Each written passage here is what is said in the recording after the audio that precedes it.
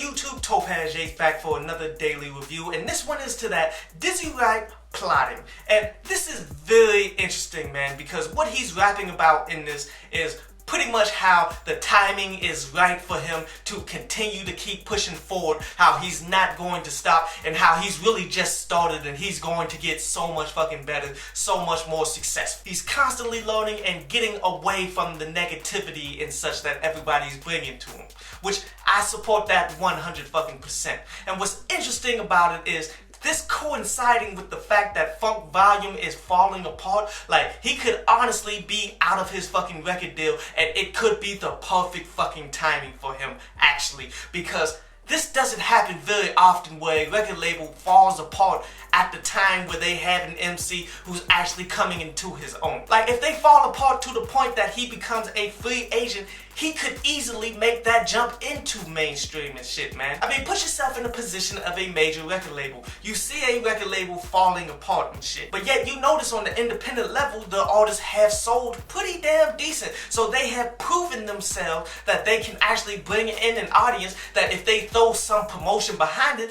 they could become much bigger than what they actually are. This being the beginning of Dizzy Wright's career, man, they should go ahead and swoop that shit on up like the pilots that they motherfucking are. So I definitely see a lot of truth in this, but overall, man, only time is going to tell with these specific things. But this is a song that should be on his new EP that he got coming out on February the 5th. Wisdom and Good Vibes, man, and overall, it's a solid track, man. I definitely enjoyed the production, his flow, his lyrics, everything about it is pretty damn good. Like, I would hope for better, though, in the future, but this is one I definitely recommend people to go ahead and peep the fuck out. But this concludes today's review, man, and now we're going to jump into a brief instrumental from underground producer Hash Beats, and then jump into some of your questions.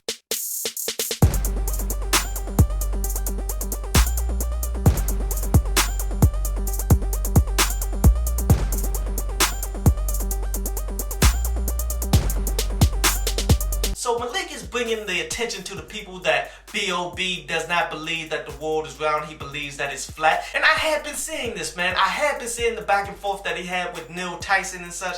And I definitely heard the track where he's dissing him and all of that shit. Now, what's interesting about this situation is how B.O.B. is making his argument for this. Like, he's trying to use actual science to prove this shit. He's using actual scientific theories and pictures of such, man, applying it to the curve of the fucking earth in order to justify his opinion. I mean, I feel as though Neil Tyson kind of debunked a bunch of it, saying, like, your math is actually kind of accurate. It's just you're not factoring in certain things like the height of these buildings and shit. Now, in the track, B.O.B. is actually using a skit from Neil Tyson and such on how the world keeps spinning and such, so it kind of flattened out. But overall, I don't believe that the world is flat. I mean, there's a reason why flights can go from Australia to Los Angeles, but then from New York go to Europe, then to damn Australia. I hope you enjoyed the show. You can follow me at Twitter up there, and you can go to downloadpass.com, that's down there, to read today's article.